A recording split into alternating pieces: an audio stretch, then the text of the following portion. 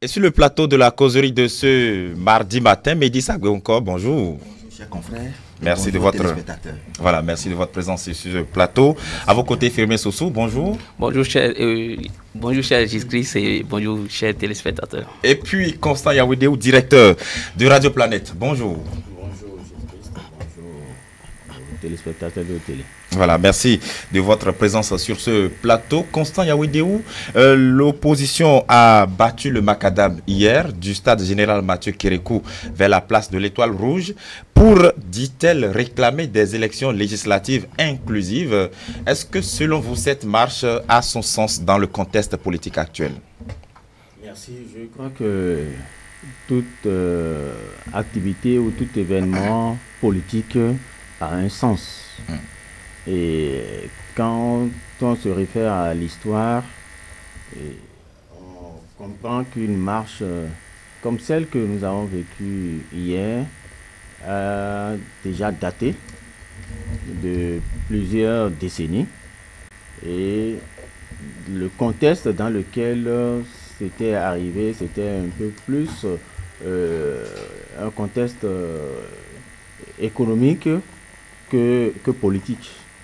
Non, cette fois-ci, c'est dans un contexte politique et le peuple béninois, pour son histoire et son habitude, avait soif d'expression à un niveau donné quand on écoute les uns et les autres. Donc là, ça a été une occasion quand même pour apaiser la tension, pour étancher ce soif-là de s'exprimer. Donc je crois que ça rentre dans la logique des choses. Ils disent qu'ils réclament des élections inclusives. On sait que c'est suite à la rencontre du chef de l'État le 6 mars dernier qui demandait que la classe politique se concerte. Est-ce que la concertation passe par la rue? Non, c'est aussi une manière de dire nous participons. Nous participons pas nécessairement à aller s'asseoir et discuter, mais vous savez, quand on participe à une activité qui donne de bons résultats, on est davantage soulagé. Donc, dire que nous avons marché, puisque si la marche avait eu lieu avant la décision du chef de l'État, la rencontre du chef de l'État, ça aurait une autre interprétation.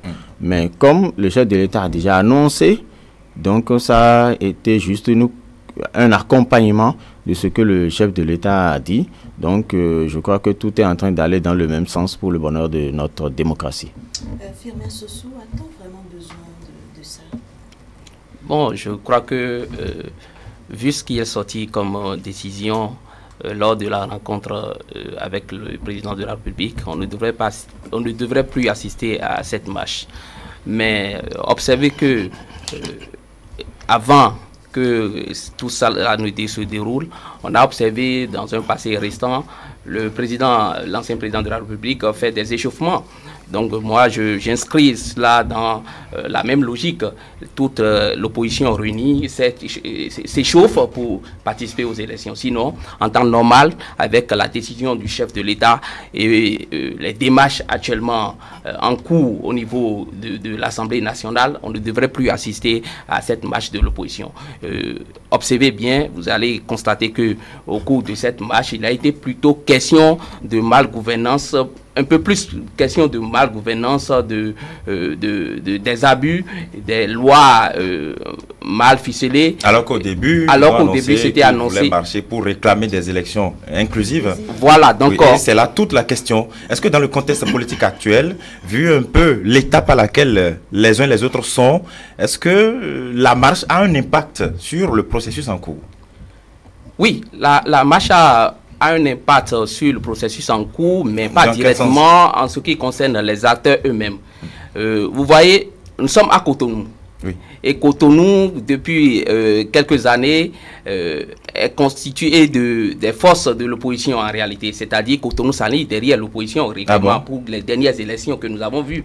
C'est relatif ce que vous dites. Vous savez quand tout ce que les gens dénoncent, d'accord, dans le pays, l'effet se ressent un peu plus au niveau de Cotonou, où les activités sont diversifiées. Donc en réalité, lorsque le chef de l'État disait que la classe politique n'a qu'à se concerter, ça passait par la rue, c'est ça?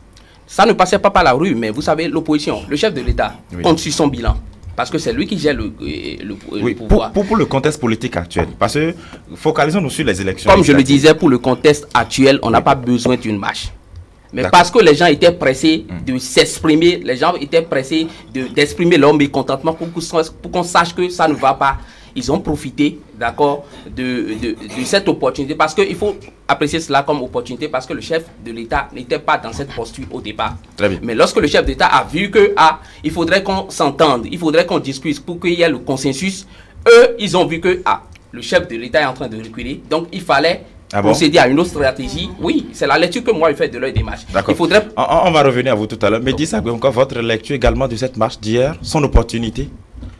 Je pense qu'il s'agit d'une marche dont l'opportunité n'est plus à démontrer. Ah bon? C'est une marche bel et bien opportune, en ce sens que l'objectif, c'est de réclamer un droit. Lequel? Le droit à la participation aux élections.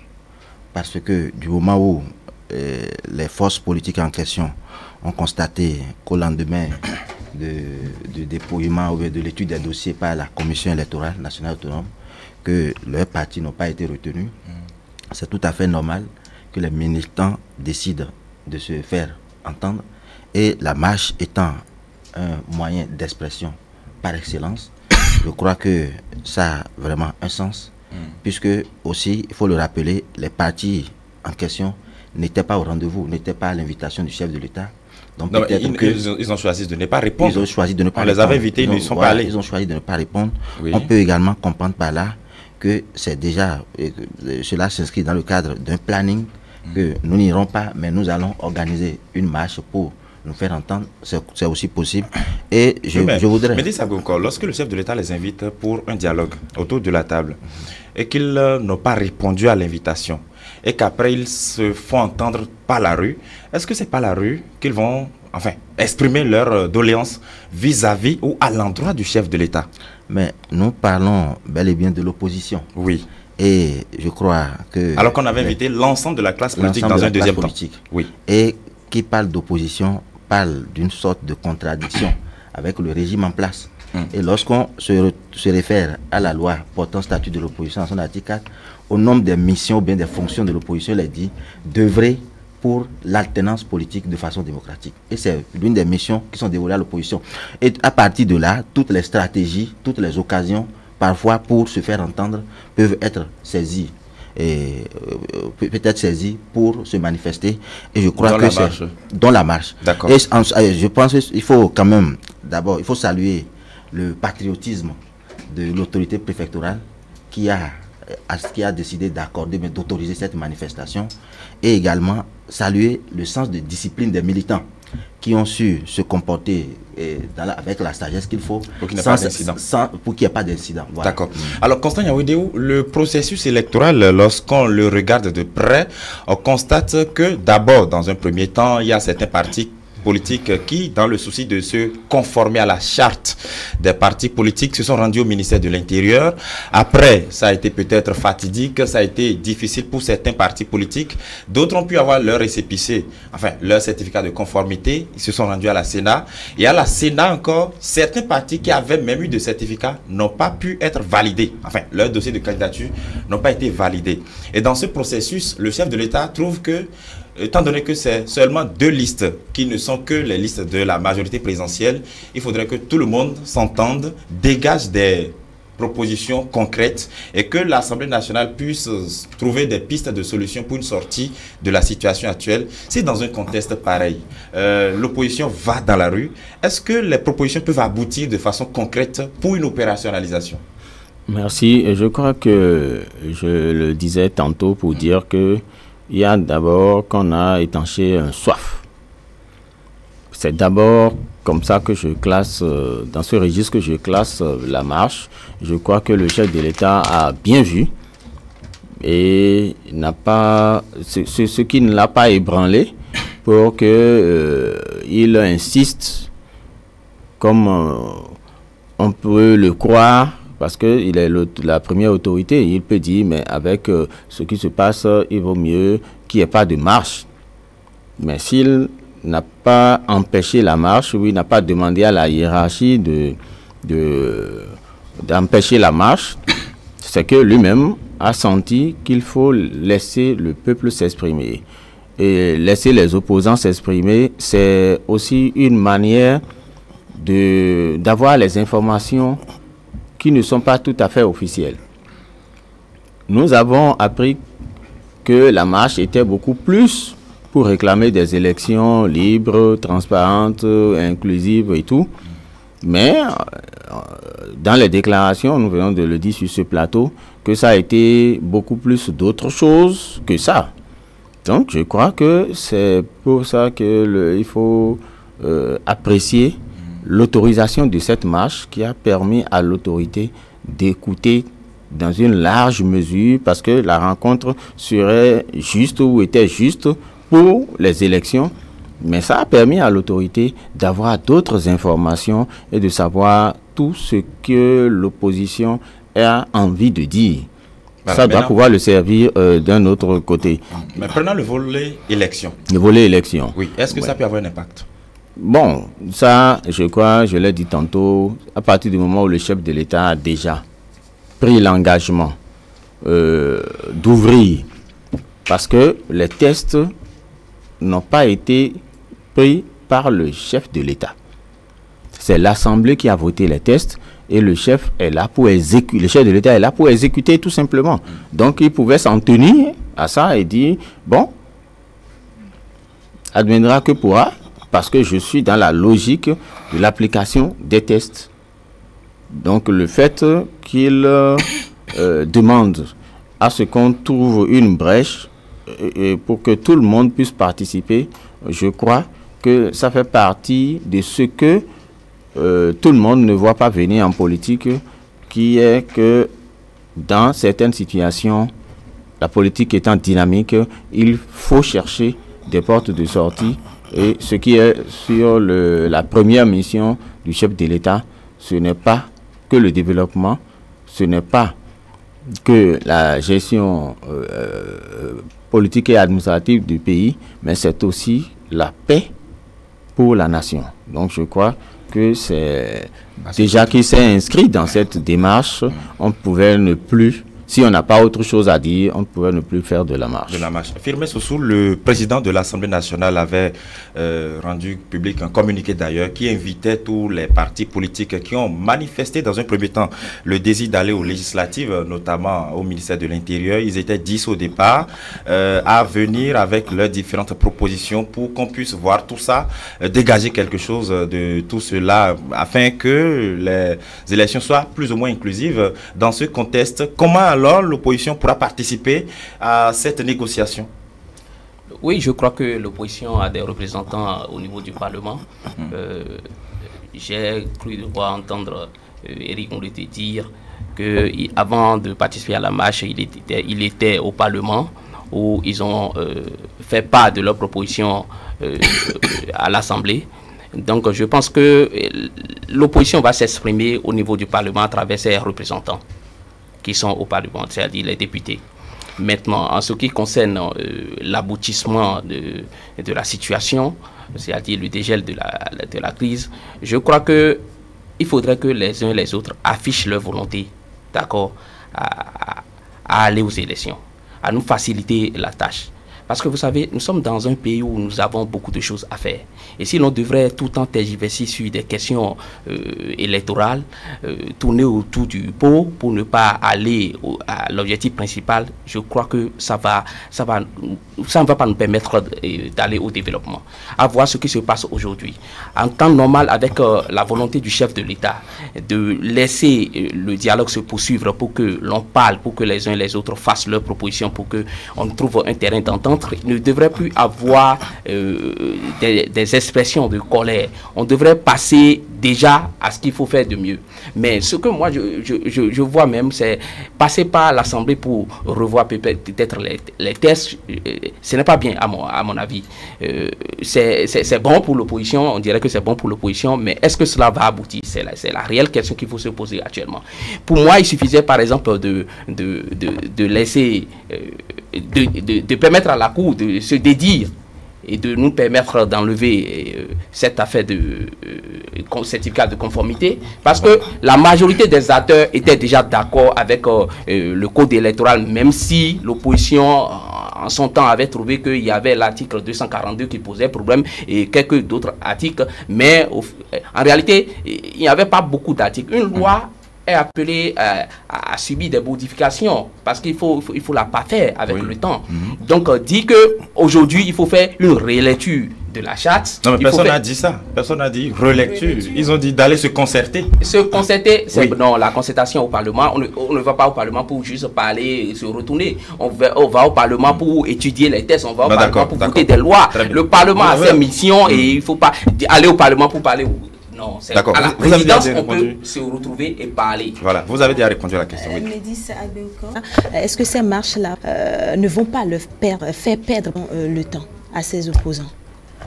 Non, du tout pas. Parce que la marche de l'opposition n'a pas empêché le déroulement des travaux au niveau de l'Assemblée. Comme vous venez de le dire, il y a une correspondance qui est envoyée aux partis leur demandant de faire des propositions pour que les choses puissent évoluer. Donc c'est supposé que des gens seraient désignés pour s'occuper de ce volet, parce que dans un parti, tout le monde ne peut pas descendre sur le terrain pendant qu'il y a un travail comme ça à faire. Certainement qu'il y a une... Parce qu'on les a vus, en temps ils avaient mené longuement le débat sur l'article 242, entre-temps ils avaient mené d'autres débats, ils faisaient le tour, alors que il y avait des dossiers à faire. Après, on se rend compte que bon, des statuts ne sont pas signés, des casiers judiciaires n'étaient pas en règle, ainsi de suite. Est-ce que le temps n'est pas plutôt de se concentrer sur les documents, les propositions concrètes pour sortir de cette affaire?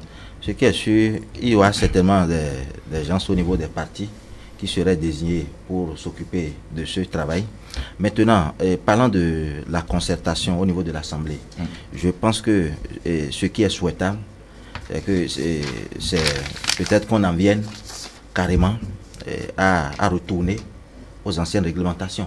On verra ça bien, parce qu'on a fait ce débat-là hier. Parce que s'il faut parler de relecture, il faut parler de lecture, ça va prendre plus de temps. D'accord, on a fait le débat. Alors que les anciens tests ne posaient pas fondamentalement problème. Bien au contraire, c'est les nouvelles dispositions qui sont créées, qui compliquent davantage la situation. D'accord, on a fait le débat des différentes solutions possibles. Conseil Yawedéou, sur cette même question, est-ce que à la fin, on ne va pas encore écouter des discours selon lesquels, oui, l'opposition a été exclue, ainsi de suite. Alors que puisque le vendredi prochain, selon les informations, il y a encore une nouvelle marche à Parakou, le temps qu'on prend peut-être pour projeter ces différentes marches, les organiser, est-ce qu'on ne devrait pas l'utiliser pour faire autre chose?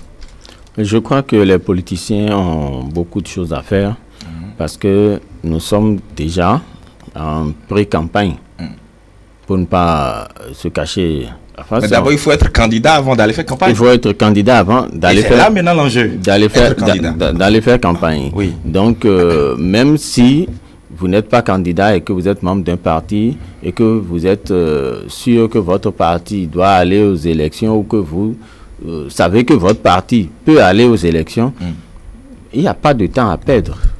Le travail, c'est au quotidien. Et pour des élections qui vont se dérouler dans moins de 2 mois, je crois que si on va vraiment aux élections, on n'a plus vraiment de temps à perdre. Il faut être sur le terrain, il faut s'organiser. Il y a même à l'interne une organisation, même avant que on ne sorte les stratégies.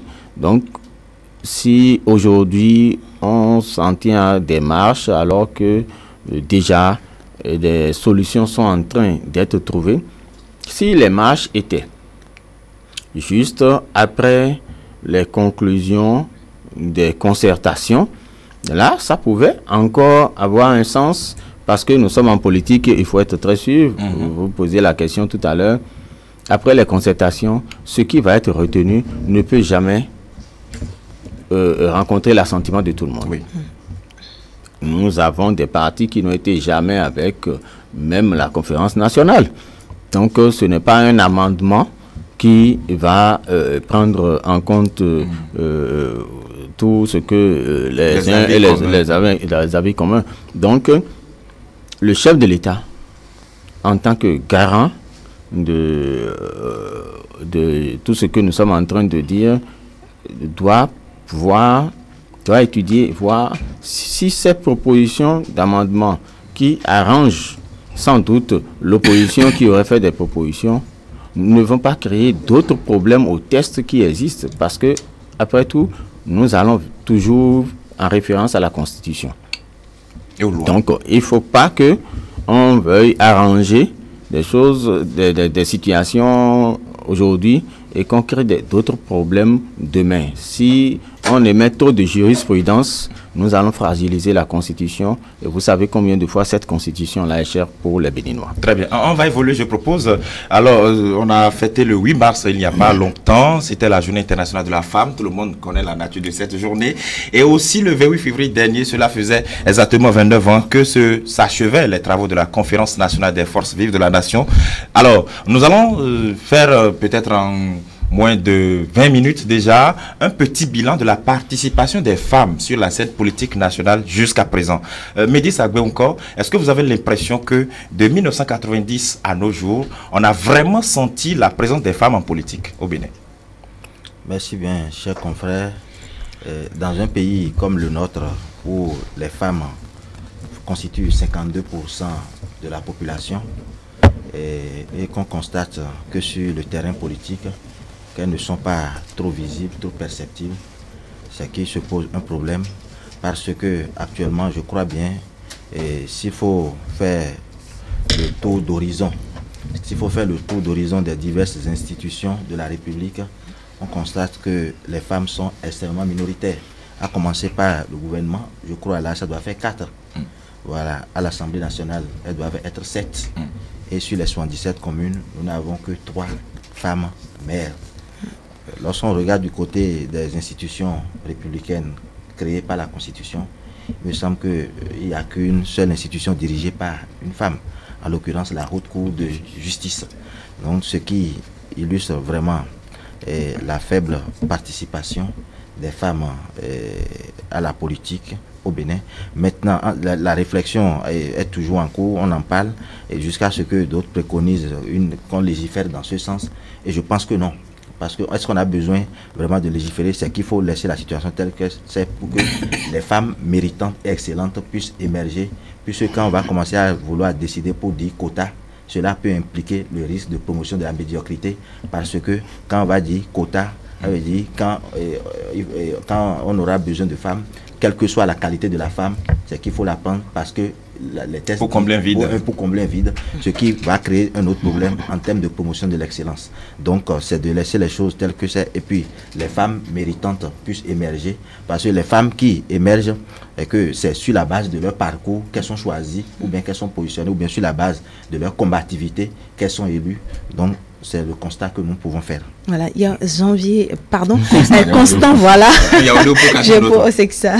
Donc, pensez-vous, est-ce que les femmes béninoises sont indécises ou réticentes par rapport à la chose politique? Je crois que c'est une question d'histoire et de culture. Parce que, vous savez,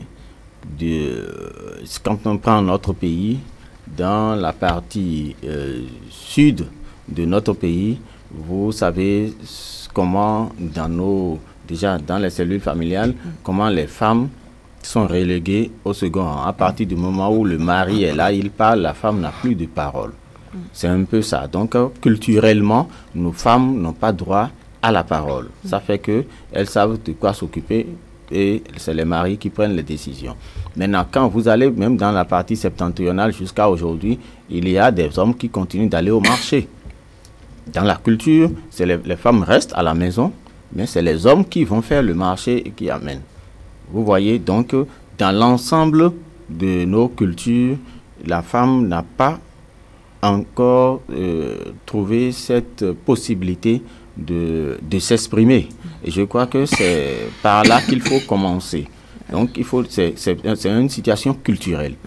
Et si nous sentons la nécessité d'évoluer de ce côté, on peut commencer comme ça se fait ailleurs, même en Europe.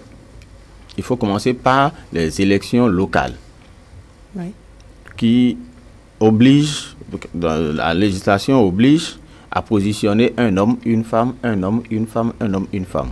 Jusqu'en France, aujourd'hui, c'est encore comme ça au niveau local. Donc, mais il parlait tout à l'heure du quota, c'est insuffisance. Parce que le vrai problème, je suis d'accord avec Médis sur ce plan, c'est pour ça qu'à un niveau plus élevé, on n'impose plus ça. Mais eux, ils ont mis ça à la base pour entraîner les femmes à la chose politique, pour les obliger à s'intéresser à la chose politique. Mais à un niveau plus élevé, ça, on ne l'impose plus. Donc, ils ont compris que à travers leur culture, la femme, si on laisse la femme, elle ne peut jamais atteindre ce niveau-là. Il faut l'aider. Et pour l'aider, c'est comme nous avons décidé de rendre gratuit l'enseignement, la scolarisation des filles.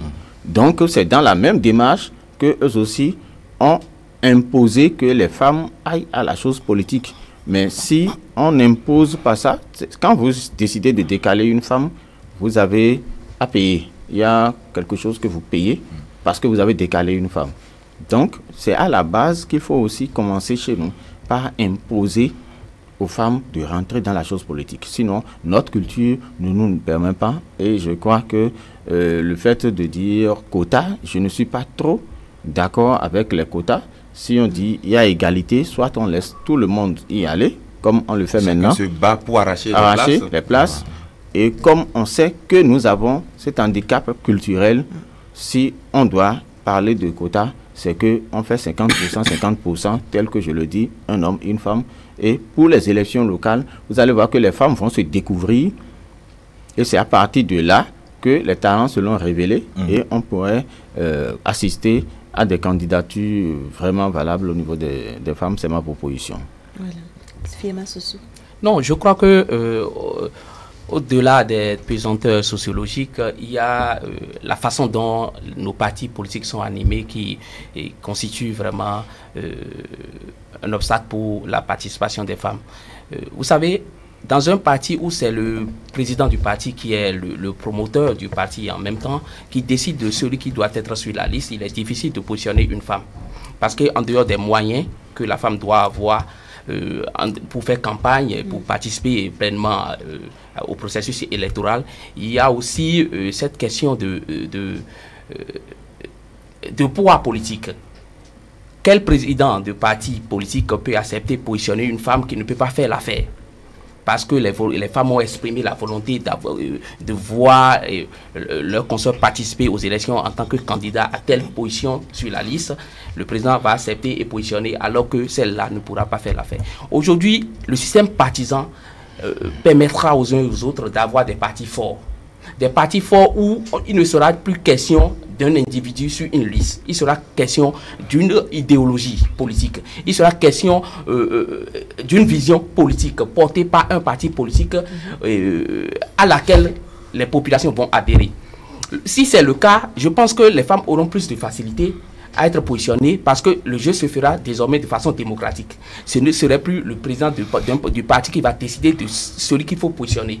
On peut même aller aux primaires, où les femmes étant majoritaires au niveau de la population, en participant au débat politique, en animant les partis politiques, elles vont se retrouver certainement majoritaires au niveau des partis politiques et vont s'imposer, vont imposer leur quota afin que une femme soit positionnée à telle position, si je peux me répéter, sur la liste.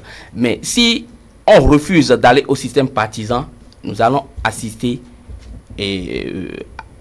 à ce que nous voyons depuis 1990 où les femmes animent, il faut l'avouer, les femmes animent véritablement la vie politique au niveau des partis politiques, au niveau de la mobilisation, mais dans les instances de prise de décision, elles ne sont pas représentatives.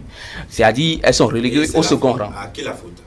la faute, d'abord, non, comme je le disais, la faute est d'abord à l'organisation, d'accord, interne des partis politiques, et maintenant aux pesanteurs sociologiques qui ne permettent pas aux femmes de participer pleinement à l'animation de la vie politique. Mais il faut observer que depuis un certain temps, il y a beaucoup de femmes, d'accord, qui se font entendre au niveau des partis politiques et qui parlent vraiment.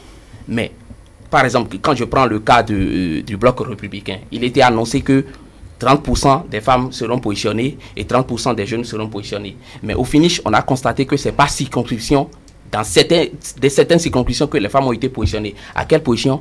3e, 4e. Vous voyez? Alors que les femmes ont milité. Elles se sont fait entendre pour qu'on les positionne. Mais au finish, parce que c'est le chef de parti politique qui décide, on estime que celle-ci ne peut pas faire l'affaire, celle-là ne peut pas faire l'affaire, il faut la mettre en 4e position ou bien lui promettre qu'elle sera positionnée lors des... à tort? Oui, des procès à tort, des procès à tort. Ces femmes-là dont vous parlez, ont-elles la trempe d'être première sur la liste et que ça n'a pas été fait?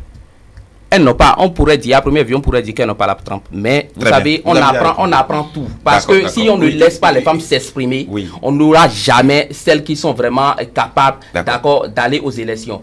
Lorsque elles se battent et qu'à la fin, on les enlève des listes, c'est-à-dire on ne les positionne pas, beaucoup sont découragés. Très bien, il faut qu'on évolue. Voilà. Constant Yaouedéou, votre opinion par rapport à la question? Justement, on a vu des Marie-Élise Bédo dans ce pays, on a vu des Célestine Adjanohon, des Karim Rafia, toutes des femmes battantes. Pourquoi on n'a pas beaucoup de ce type de femmes-là au Bénin? Je continue de dire qu'elles n'ont pas l'occasion de s'exprimer. Nous avons beaucoup de femmes. Je donne un simple exemple.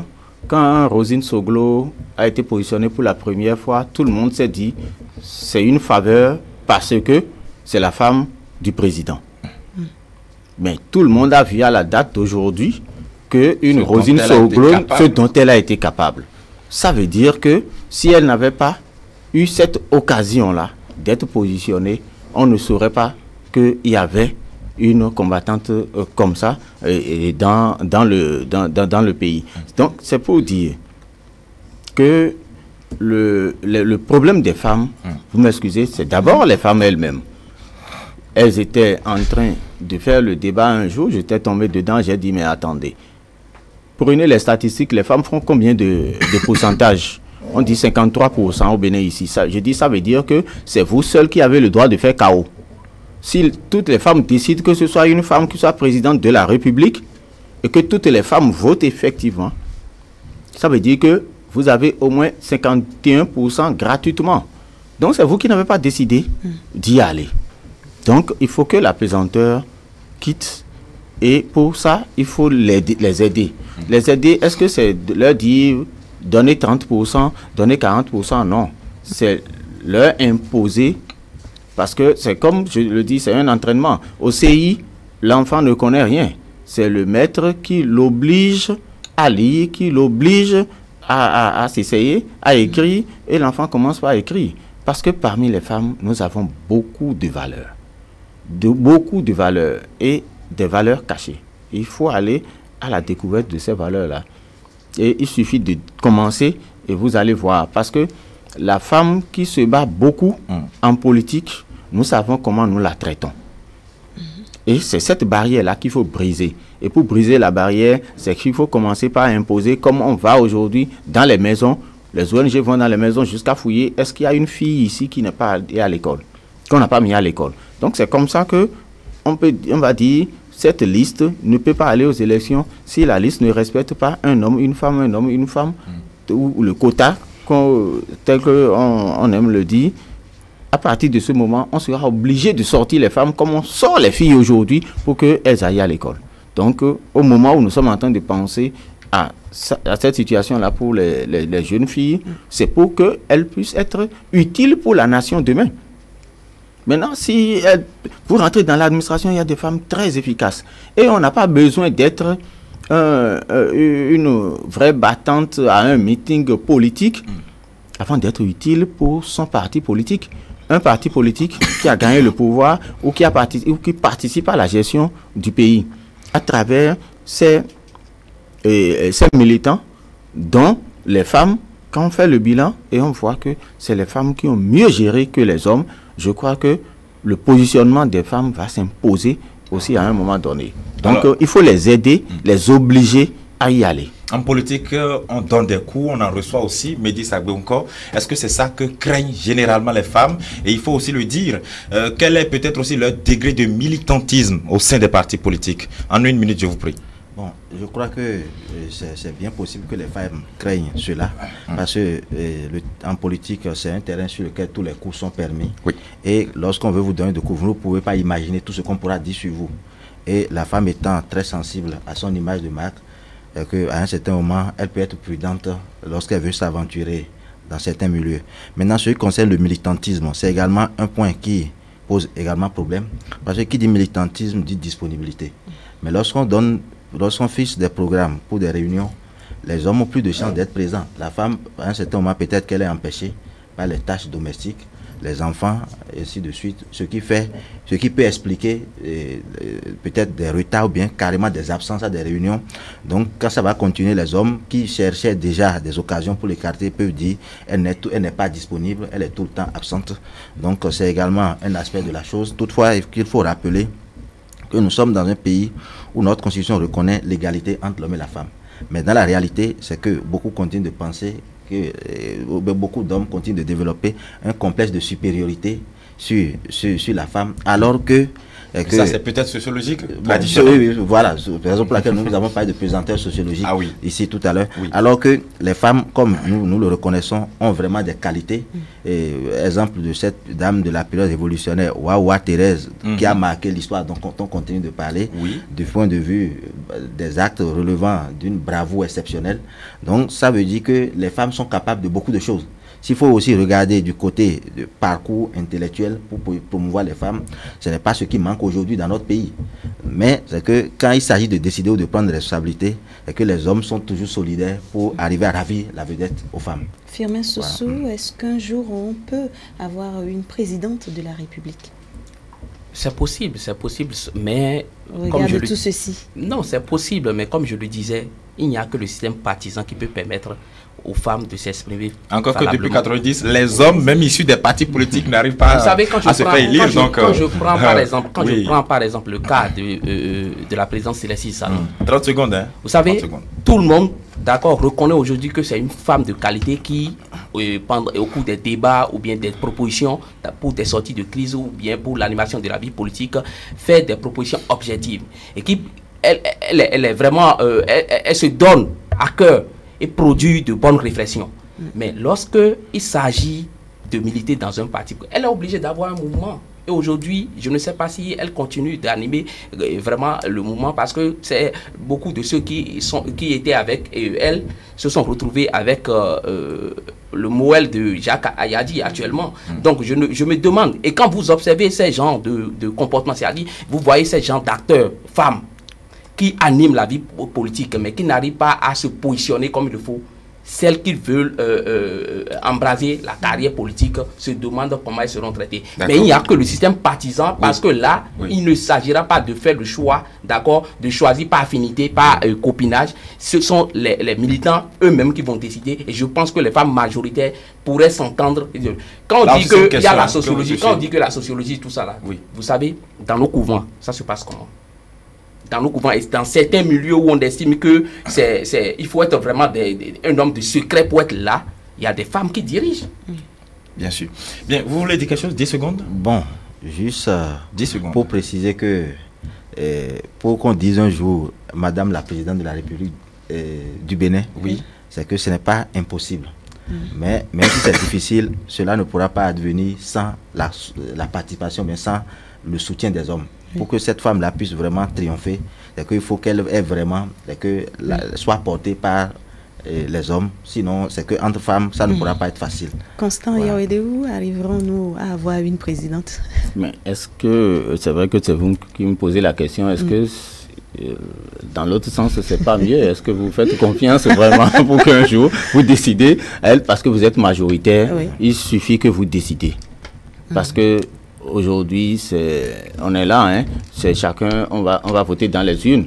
Les maris n'accompagnent pas les femmes dans les urnes, donc c'est les femmes qui vont décider. Oui. C'est les femmes qui vont décider, même au niveau des instances de décision de leur parti, d'aller démocratiquement. Si les femmes décident que la constitution des listes doit être démocratique, le vote va commencer à partir de là et elles vont commencer par gagner à partir de là parce qu'elles sont majoritaires et elles vont gagner aussi sur les positionnements de l'autre côté. Donc je crois que la décision revient aux femmes. Merci infiniment à vous, Constant Yawidéou. Vous êtes le directeur de Radio Planète.